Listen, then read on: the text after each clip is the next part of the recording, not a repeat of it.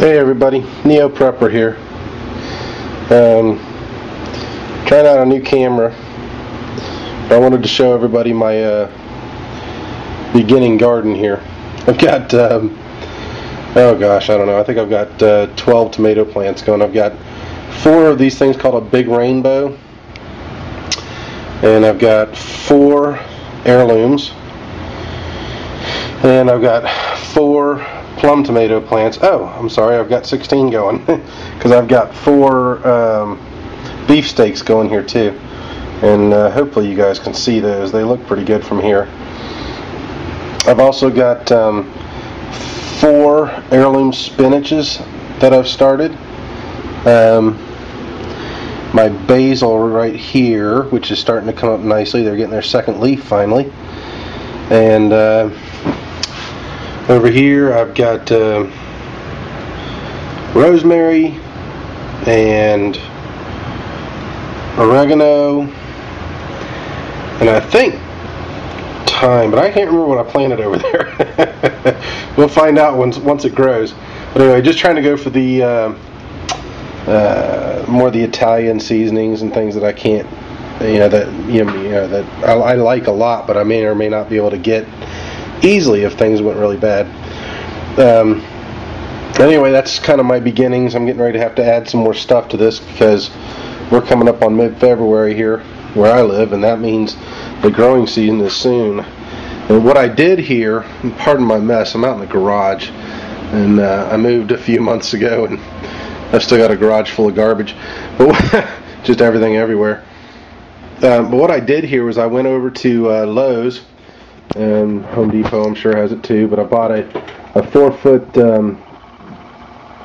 fluorescent setup that has 2 bulbs, right? Two 4-foot bulbs. And I replaced the bulbs with grow bulbs, right? Ones that are good for growing things and aquariums and stuff. Oh wow, my spinach is actually touching it. Time to move it up. And then what I did is I hooked it up on chains. And you see that? Up to the ceiling. And as these things start getting a little bit taller, then you just simply raise the light up a little bit more, by changing your chain length. My brother gave me this idea. It was a good idea, and so it's about time to start doing that. I wanted to give you a quick update on that. Actually, I've never shown you this. And then I'm also going to give you a quick update on my worm farm, right? My vermicomposter that I built. And I'm going to do that on a separate video, I think, because it's dark right now, and I need a little more light to be able to show it to you. But I did have a worm run. They tried to escape. It got too dry. So, there's a lot more to it than I thought there would be as far as that goes. Who would think that worms are so damn picky? But anyway, I also did find out, though, with the worms, something that they do love is Canadian peat moss. You can buy it over at Lowe's for about $4 or $5 for a big old bag of it. That way, if you don't have enough scraps, scrap vegetables and stuff, you can just feed them a handful of that stuff. You just need to pre-moisten it, which is what I did not do, and that's why it got too damn dry. I didn't read the pre-moisten part, or at least I didn't remember it. Anyway, Neo Prepper out. Y'all have a wonderful day. Alright, everybody. I think I'm going to add this right to my one that I just showed you, to my tomato plants. Yeah, I showed you guys this the other day. This should be a little more clear this time. Like I said, I'm using a different camera. Hopefully the light's good enough. But I showed you the tomato plants and the other plants that I'm growing. There's a bunch more stuff that I'm going to do. I bought a bunch of the heirloom seeds a few months ago, and they're stored away, but I decided, well, let's see if they grow. Let me tell you what, man, they grow. I haven't had one seed that didn't kick off, so I was very impressed with that. So I'm getting ready to start putting that together, because, as much as you can store like this, nothing replaces fresh fruits and vegetables, or at least fresh veggies. I don't have any fruit trees, and it takes too long to get those going. But, you never know when this is going to happen, so if you can grow fruit trees, get some fruit trees going. Apples, plums, pears if you live up a little further north, oranges, lemons, grapefruits. They make nice yard ornaments too. but you can get a lot of good stuff off them. And if you have some of the fruits that you can make jelly out of, then of course you can make a bunch of jellies and jams and things like that too. But anyway, I just wanted to put that out there. Next step for me, I'm going to try dehydrating. I did an experiment with, like Brooklyn Prepper did, on dehydrating, and let me tell you, that works fantastic.